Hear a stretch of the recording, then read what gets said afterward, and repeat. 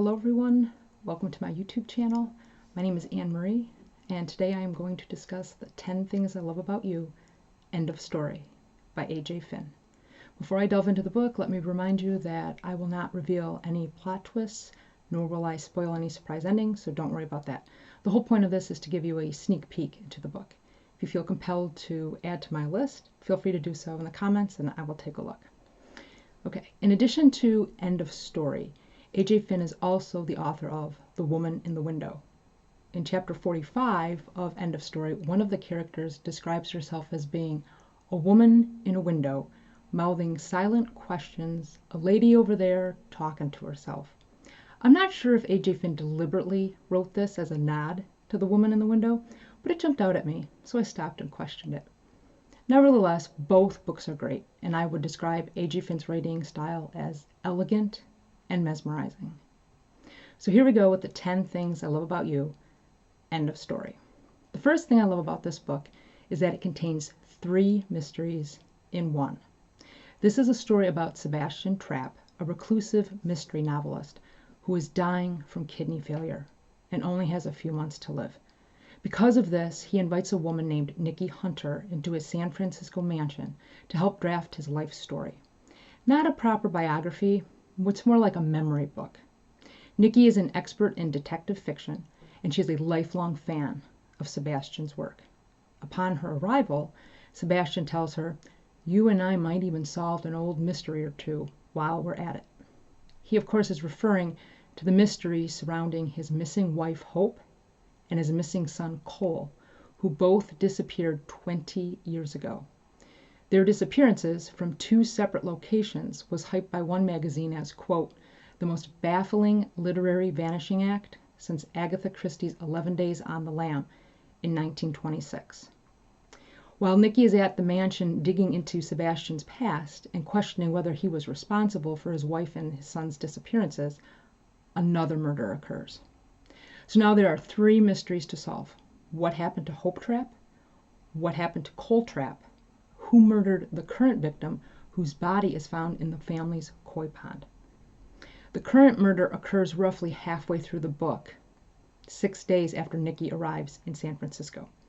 In chapter 58, Nikki thinks that if she wants to discover what happened to the current victim, she must find out what happened 20 years ago. The second thing I love about End of Story is Hope Trapp. Sebastian's first wife, he dedicated 5 of his books to her. A former social worker, in chapter 40, Sebastian describes her as a do-gooder. In chapter 99, her daughter Madeline describes her as a stubborn, amazing, beautiful force of nature. Throughout the book, we learn that Hope was very devoted to her son Cole, moving him from one school to another when he was mistreated by his classmates. In chapter 25, a home video captures her sticking up for her son when she discovers that he is being bullied at school. Number 3 on my list is Cole Trapp. He disappeared when he was 14 years old. In chapter 76, we learn that he was born via emergency cesarean 11 weeks early, weighing just over 4 pounds. Always small and pale, he was slow to walk, slow to talk, and later struggled to read and write, especially since he was dyslexic. In chapter 19, we learn that Cole didn't like sports or video games, but instead preferred real games like board games and hide and seek. He also liked to draw, and he loved origami, butterflies being his specialty. Although Sebastian enrolled Cole in Scouts and tried to get him to play soccer, he had no interest. Cole wasn't like the other kids, and this puzzled his father, who feared for him. In chapter 33, we learn that Cole kept a diary where he recorded what was going on in his life leading up to his disappearance. It also contains clues as to what happened to him.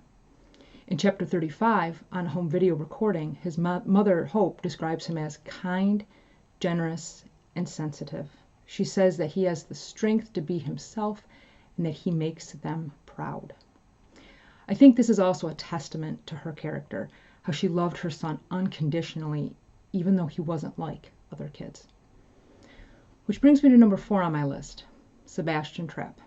Now a reclusive mystery novelist, he is a storyteller of 17 novels with 80 million books sold. According to one critic, Sebastian wrote the best Golden Age detective stories since the Golden Age. He's 6'5", drives a green Jaguar, and has a massive personal library that includes thousands upon thousands of crime novels. In Chapter 12, we learn that prior to becoming a best-selling novelist, he worked as a mechanic, an electrician, an apprentice watchmaker, and then as a crossword editor. Sebastian Trapp is not without his faults, as we learn in Chapters 41 and 42, but his character changes in the 20 years following his wife and son's disappearances, and by the end of the book you'll understand why and how it changes.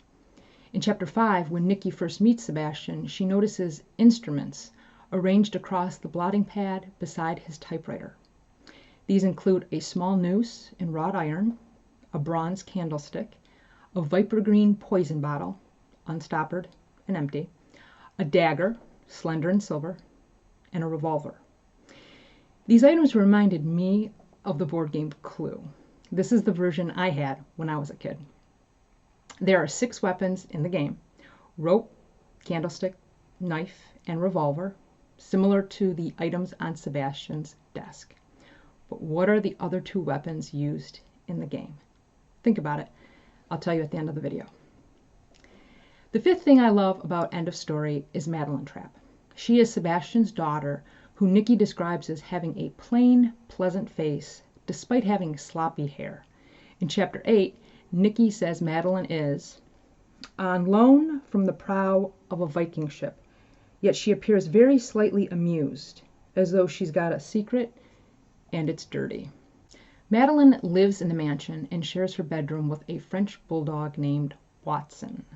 She describes herself as an unemployed half-lawyer since she only completed 3 terms of law school after 4 years of college.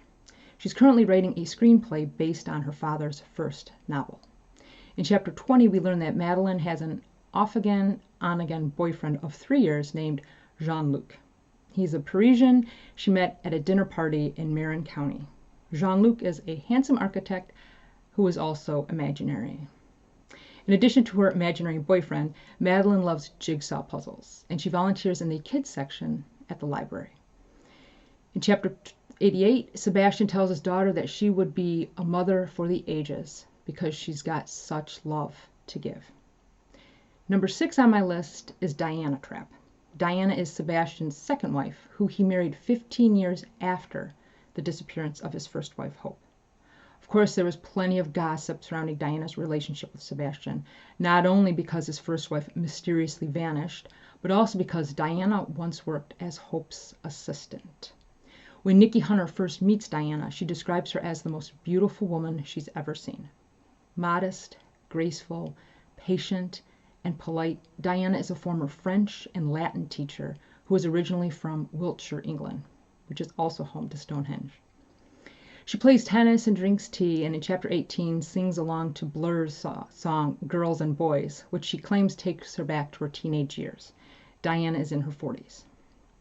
In Chapter 15, we learn that when Diana first moved into the mansion and into Hope's old bedroom, Hope's walk-in wardrobe still contained her clothes. Not wanting to remove them, Madeline asked Diana if she could keep her mother's clothes inside the closet.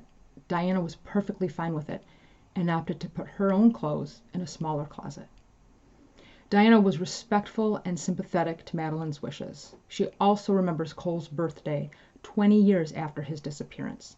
If I had to sum up Diana's character in one word, it would be compassionate. We learn more about her past in Chapter 24, and I'll forewarn you that it's tragic and heartbreaking. The 7th thing I love about End of Story is Sebastian Trapp's personal library. Located inside his 4-story, 13,000 square foot mansion with views of the Golden Gate Bridge, Sebastian's walnut-paneled library houses over 6,000 books, all packed tight as teeth. The library has a ladder that hooks over a bronze rail and curves along the uppermost shelf. Included among his books are a first edition of The Moonstone by Wilkie and an Ellen Raskin novel in glossy laminate. Although Ellen Raskin's novel is not specifically named, I'm going to assume it's The Westing Game. As a quick side note, in 1979, The Westing Game won the Newbery Medal which is an award that recognizes the year's most distinguished contribution to American children's literature. It's a fun mystery book, especially for readers who enjoy solving word games and puzzles. This brings me to the 8th item on my list, the jigsaw puzzle room. Nikki Hunter first meets Madeline Trapp in the mansion's jigsaw puzzle room. The room contains 6 tables, each with a different puzzle on it, and is described this way. She steps over the threshold into the 19th century, across the ocean. An extravagant mural covers the 4 walls. London by gaslight, cobbled streets glistening, alleys soft with fog, horse and carriage both glossy and black. And stumbling over the stones, walking through the mist, darting around the hansom, urchins and drunks and greengrocers and rats and cats and a pair of gentlemen clutching silver-topped sticks. The facade of a tavern spans one wall, its windows frosted and sooty. Paupers raising pints behind the glass appear to be blackout blinds drawn over the front of the house. Jack the Ripper is also included in the mural. A figure in the distance, beyond the arch of a viaduct, posed in the sallow light of a lone street lamp, top hat on his head, cape billowing from his shoulders, mist swirling at his feet. Clearly, Sebastian Trapp loves the late Victorian. He would have said his novels back then, except Sir Arthur Conan Doyle beat him to it. The 9th thing I love about this book is first introduced to us in chapter 40. In that chapter, Sebastian takes Nikki to Land's End Park in San Francisco. She follows him along a coastal trail where the path bends into a dense grove of pine and eucalyptus, while sea wind pushes waves onto a fringe of rocky beach. They continue, eventually traveling down a slope toward a broad, flat bluff, bulging into thin air. It is described as a shelf of grit and loose stones. Beyond and below booms the dark sea. And then, after the wind holds its breath and clouds scuttle across the sun, a labyrinth appears before them. This is how it is described in the book. 7 concentric circles radiate across the ground, each a hoop of rocks, the outermost skirting the very edge of the bluff. Within the rings, byways and blind alleys swirl around a vacant center. 50 feet wide, its roots just broad enough to navigate on foot. The rocks rise only a few inches, but to Nikki, they seem almost forbidding. We then learn that this is where Sebastian proposed to his first wife, Hope. This is also where he and his daughter, Madeline, used to watch the sunrise while enjoying donuts and coffee. When Nikki asks why this place is so special to him, he replies, "What place could be more interesting than a maze?" In the author's note at the back of the book, A.J. Finn explains, "The hidden labyrinth at Land's End was created in 2004, nearly 3 decades after Sebastian proposed to Hope in its center. Over the next 17 years, vandals repeatedly destroyed it, and its caretakers repeatedly rebuilt it, until sadly the labyrinth disappeared for good in 2021. And that brings me to the final item on my list. Number 10 belongs to Nikki Hunter. Nikki is the main character in this story. She's a fan of detective stories, and as I mentioned earlier, she travels to San Francisco from New York to write Sebastian Trapp's memory book. In addition to being a writer, she teaches a crime seminar for mystery writers. Sebastian chooses her to write his memory book because they've been pen pals for 5 years. In addition to being methodical and observant, she is kind and caring. She has many friends, and she has a 14-month-old goddaughter. In chapter 13, Sebastian challenges Nikki to describe herself in 5 words. The 5 words she picks are curious, because she likes to know, understand, and detect things. Empathetic, because she's always attempting to understand and share the feelings of others. She chooses loves reading for her 3rd word, but since that's 2 words, Sebastian condenses them to bibliophilic. Adventurous is her 4th word because she'll travel anywhere and eat anything. Happy is her 5th word. And she comes up with this word after thinking about her friends, her family, her dog, Friday afternoon classes, the New England sea in summer, lasagna, musicals, and her steamer trunk. So basically, Nikki Hunter is a happy, adventurous, curious, empathetic bibliophile who travels from New York to San Francisco to help Sebastian Trapp write his memory book. Toss in a suspicious death and the mysterious disappearances of two people who vanished 20 years ago, and that's the book in a nutshell. End of story. Earlier I mentioned the board game Clue and how some of the items on Sebastian Trapp's desk reminded me of the 6 weapons used in the game. Rope, candlestick, knife, and revolver were the ones already mentioned. The other 2 are the wrench and the lead pipe. If you've read End of Story and would like to add to my list of things to love, feel free to comment. Until next time, take care, be well, and happy reading.